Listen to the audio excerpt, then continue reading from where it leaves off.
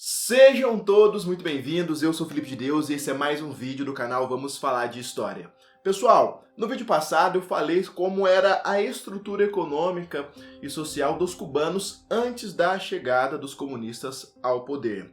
Nesta parte 2 eu irei falar um pouco mais sobre o contexto político antes da Revolução Cubana, então recomendo que você assista o vídeo até o minuto final. Lembrando que antes eu tenho recomendado aqui nos vídeos do canal uma plataforma que te dá a possibilidade de você gerar sua própria renda trabalhando no conforto da sua casa, pelo seu computador, smartphone ou notebook.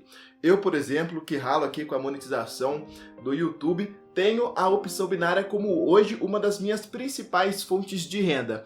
Então, se você quer fazer parte junto comigo, se você quer entender o que é opção binária, passo a passo, como funciona, cadastro, se você quer entender tudo, basta acessar o primeiro link que vai estar aqui embaixo na descrição. Como eu falei para vocês no vídeo anterior, eu falei mais sobre a questão econômica e social dos cubanos antes da chegada dos guerrilheiros comunistas. Nesse vídeo eu vou falar mais sobre o real contexto político antes da Revolução Cubana. Vou falar sobre Fulgêncio Batista, Fidel Castro, Che Guevara e toda a companhia.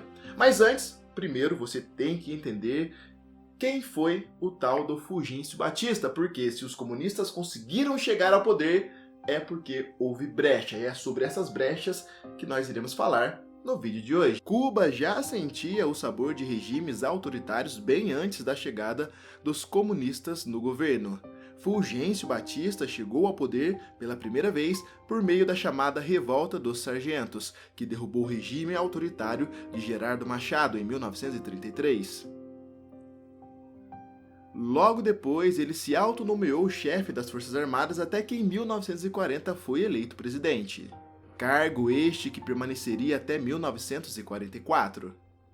Em 1952, depois de viver um tempo nos Estados Unidos, Fulgêncio retornou a Cuba, onde liderou um golpe militar e se tornou ditador, entre os anos de 1952 e 1959.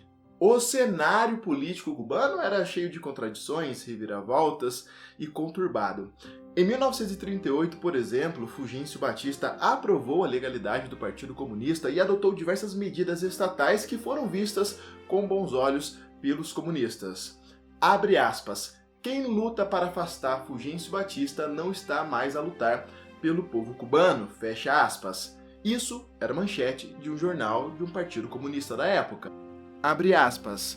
Qual é o direito moral que o senhor Batista tem de falar em comunismo, quando ele era candidato presidencial do Partido Comunista nas eleições de 1940? Quando seus slogans eleitorais se escondiam atrás da foice e do martelo, quando meia dúzia dos seus atuais ministros e colaboradores confidenciais são importantes membros do Partido Comunista? Fecha aspas. Escreveu Fidel Castro à revista Boêmia. Pode parecer estranho essa declaração de Fidel Castro em relação a Fulgêncio Batista, mas pode piorar.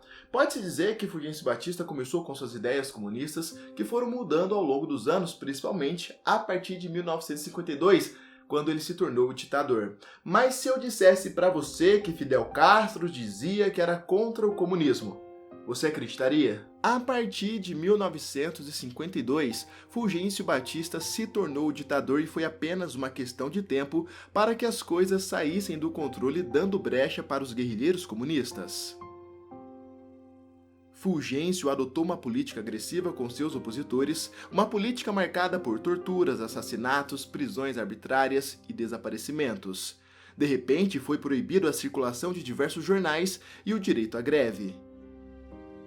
Isso acabou dando força para pessoas como Fidel Castro, que em abril de 1959 concedeu uma entrevista ao The New York Times dizendo, abre aspas, eu não concordo com o comunismo. Nós somos democráticos, somos contra todo tipo de ditadores. É por isso que somos contra o comunismo. Fecha aspas.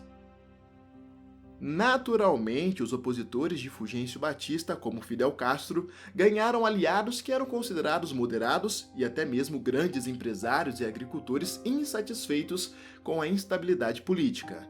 Estudantes, professores, advogados, padres, pessoas das mais diversas classes montavam passeatas, distribuíam panfletos e agiam como bombistas, nome dado às pessoas que espalhavam pequenas bombas em órgãos públicos. Fidel Castro aproveitou, espertamente, a crise política estabelecida por Fulgêncio Batista para alegar que ele estava lutando por uma democracia. Tinha até mesmo anticomunistas que eram contra Fulgêncio Batista e defendia Fidel Castro, achando que Fidel Castro traria um governo democrático. Mas foi completamente trocar 6 por meia dúzia. Acabou trocando uma ditadura por outra. Abre aspas. O movimento 26 de julho não era comunista. Nós lutávamos para restaurar a democracia pluripartidária que tinha sido extinta com o golpe de Fulgêncio Batista em 1952. Nos primeiros 6 meses depois de tomarmos o poder, acreditávamos que os partidos e as eleições voltariam.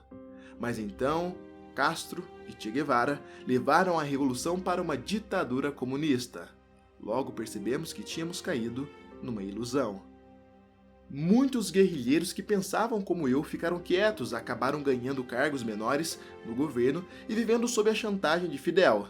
Aqueles que, como eu, se pronunciaram contra o comunismo foram pouco a pouco eliminados. Che Guevara e Fidel Castro ficaram 5 dias decidindo se deveriam me fuzilar ou não. Acabaram só me deixando preso com medo do protesto dos colegas. Fecha aspas. Irei encerrar esse vídeo com a declaração de um homem chamado Huber Matos, que era amigo e aliado de Ernesto Guevara de la Serna durante a Revolução Cubana. Abre aspas. O movimento 26 de julho não era comunista. Nós lutávamos para restaurar a democracia pluripartidária que tinha sido extinta com o golpe de Fulgêncio Batista em 1952.